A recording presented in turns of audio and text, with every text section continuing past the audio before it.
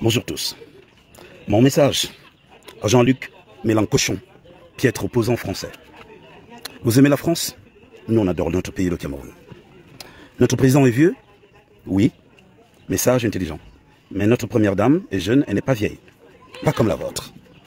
Vous aimez votre président? Non. Nous, on aime notre président. Notre président est vieux, il dort, mais il ne dort pas quand il s'agit de ne pas renouveler les accords coloniaux. Notre président est sage, il tient son gouvernement. Le vôtre, je ne pense pas. Notre président est constant, M. Paul Biya, que vous avez cité, il est constant. Mais le vôtre, non, il est instable, politiquement, moralement et sentimentalement. C'est la raison pour laquelle il change de Premier ministre et comme il changerait ses sous-vêtements, à chaque coup. Notre assemblée est forte, la vôtre est-elle forte? Non, je ne pense pas. La nôtre fait prêter serment à notre président. Vous avez des revendications chez vous? Oui, je pense. Avec, je pense, les gilets jaunes.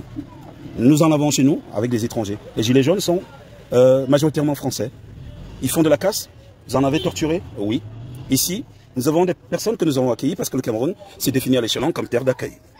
Vous êtes un piètre personnage. Un piètre personnage. Vous pensez que vous pouvez ressembler à notre président? Non. Vous êtes un piètre opposant parce que vous avez été incapable de briser un mandat à l'Élysée. Ben, c'est la raison pour laquelle vous supporterez peut-être une certaine opposition au Cameroun, ben, qui est incapable de battre M. Biya lors d'un scrutin parce que M. Biya, comme il vous l'a dit une fois, n'arrive pas au pouvoir qui peut, mais qui veut, mais qui peut. Le Cameroun n'est pas la chasse gardée de la France. Nous avons sauvé la France n'a jamais sauvé le Cameroun. La France n'a fait que piller le Cameroun, mais par contre, nous n'avons jamais pillé la France. Nous avons des jeunes dynamiques, votre société est vieillissante. Elle est majoritairement composée de façon cosmopolite par des personnes diverses qui viennent d'horizons divers. Et vous avez de la difficulté à cerner votre propre peuple. Serez-vous au pouvoir comme M. Biya un jour, mais je ne pense pas. Vous avez une gueule de cochon, une gueule de porc en réalité. Alors, nous aimons notre président, mais vous n'aimez pas votre président. D'ailleurs, nous n'aimons pas la France. Nous avons des rapports, comme on dit, des rapports d'intérêt avec la France, comme la France a des rapports d'intérêt avec le Cameroun. Nous n'avons pas peur de la France. Nous avons peur de la Russie, nous avons peur de la Chine. La France a ses pillés. Et le président Biya reste lucide. C'est la raison pour laquelle il ne renouvellera jamais les accords coloniaux, les accords de coopération. Nous avons une coopération militaire avec la Russie, avec Israël, avec la Chine, avec le Maroc. Nous préférons même les pays de l'Europe de l'Est. Jean-Luc Mélenchon. Vous êtes vraiment un cochon, un cochon.